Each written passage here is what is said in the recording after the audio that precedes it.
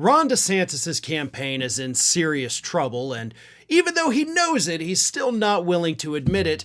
And instead of admitting that he's just run a horrible campaign, DeSantis has now decided to throw all of his allies under the bus and blame them for all of his failings.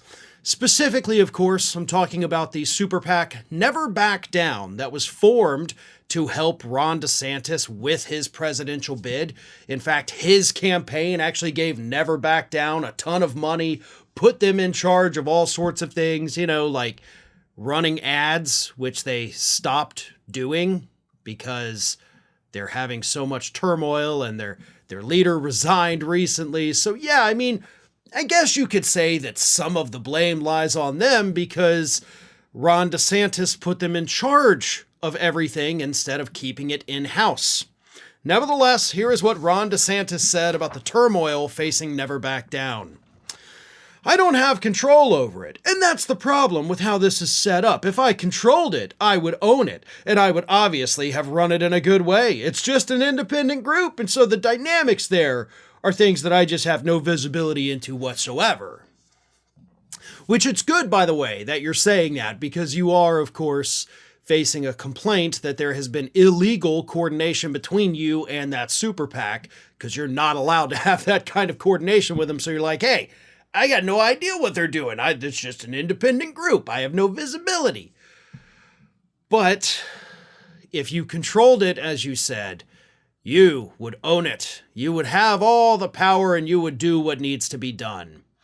Which, by the way, you actually could have just done with your campaign. See, that's what's so funny about this. He's like, I gave them the money, and then I have no control over it. You didn't have to do that. You had the money. The money was in your campaign account.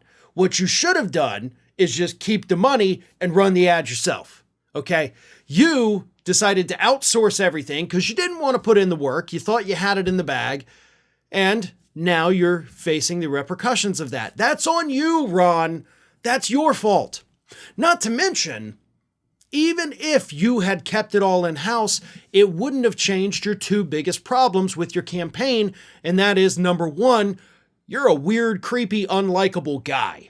That's your biggest problem. Out of everything that's happened in your campaign, you're not likable. And part of it is because of your creepy, weird behavior, but mostly it's because you're not good at, talking one-on-one with people. You weren't good meeting with people in Iowa or New Hampshire or any of these other states. That's not your forte. And if you're not good at that, which is not a skill you can necessarily learn, it's kind of, you got to be built for that, just born to do it, then you can't run a successful campaign. Second most important thing is the fact that people got tired of your shtick. All you did was go out there and say, woke, woke, woke, woke, woke, woke, wokety woke. You said woke one time during a 17-second span 4 separate times. In 17 seconds, you said the word woke 4 times because you have no policies. You have no real accomplishments down here in Florida to boast about other than your war on the woke, which, for the record, you're losing.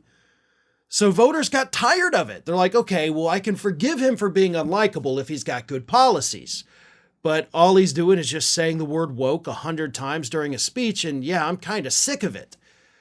But DeSantis, in spite of watching his poll numbers fall, in spite of his Super PAC just dying off into oblivion, still maintains a positive outlook because DeSantis also added this. We are clicking. We are doing good. No, you're not. Look at the polls. Nikki Haley is surging, although her, Civil War gaffe is definitely hurting her now. But you're not doing good. You are not clicking. You are falling and fading fast.